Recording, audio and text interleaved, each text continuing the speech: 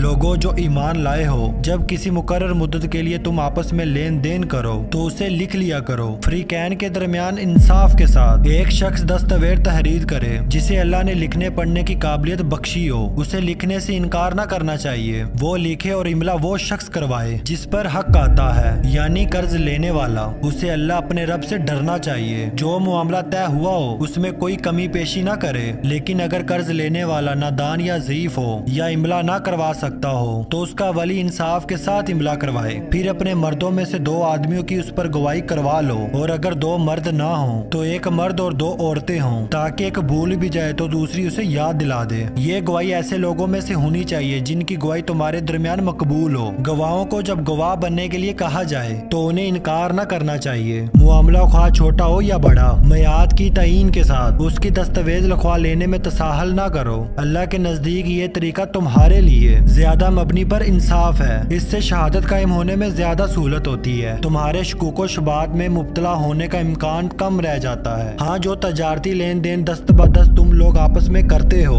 उसको ना लिखा जाए तो कोई हर्ज नहीं, मगर तजारती मामले तय करते वक्त गवाह कर लिया करो। कातिब और गवाह को सताया न जाए। ऐसा करोगे तो गुनाह का इर्तिकाब करोगे। अल्लाह के गजब से बचो। वो तुमको सही तरीके अमल की तालीम देता है और उसे हर चीज का इल्म है। अगर तुम सफर की हालत में और दस्तावेज लिखने के लिए कोई कातिब ना मिले, रहन बिल कब्ज पर मुआमला करो। अगर तुम में से कोई शख्स दूसरे पर भरोसा करके उसके साथ कोई मुआमला करे तो जिस पर भरोसा किया गया है उसे चाहिए कि अमानत अदा करे और अल्लाह अपने रब से डरे। और शहादत हरगिज न छुपाओ। जो शहादत छुपाता है उसका दिल गुनाह में आलूदा है और अल्लाह तुम्हारे अमाल से बेखबर नहीं है। आसमानों और जमीन में जो कुछ है सब अल्लाह का है। तुम अपने दिल की बातें खा जाहिर करो या छुपाओ, अल्लाह बहरहाल उसका हिसाब तुमसे ले लेगा। फिर उसे इख्तियार है, जिसे चाहे माफ कर दे और जिसे चाहे सजा दे। वो हर चीज पर कुदरत रखता है। रसूल उस हदायत पर ईमान लाया है जो उसके रब की तरफ से उस पर नाजिल हुई है, और जो लोग इस रसूल के मानने वाले हैं उन्होंने भी इस हदायत को दिल से तस्लीम कर लिया है। ये सब अल्लाह और उसके फरिश्तों और उसकी किताबों और उसके रसूलों को मानते हैं, और उनका कौल ये है कि हम अल्लाह के रसूलों को एक दूसरे से अलग नहीं करते। हमने हुक्म सुना और अतात कबूल की। मालिक, हम तुझसे खता बख्शी के तालिब हैं और हमें तेरी ही तरफ पलटना है। अल्लाह किसी मुतनसिफ पर उसकी मकदरत से बढ़कर जिम्मेदारी का बोझ नहीं डालता। हर शख्स ने जो नेकी कमाई है उसका फल उसी के लिए है, जो बदी समेटी है उसका वबाल उसी पर है। ईमान लाने वालों, तुम यूं दुआ करो, ऐ हमारे रब, हमसे भूल चूक में जो कसूर हो जाएं उन पर गिरफ्त ना करना। मालिक, हम पर वो बोझ ना डाल जो तुमने हमसे पहले लोगों पर डाले थे। परवरदिगार, जिस बार को उठाने की हम में ताकत नहीं है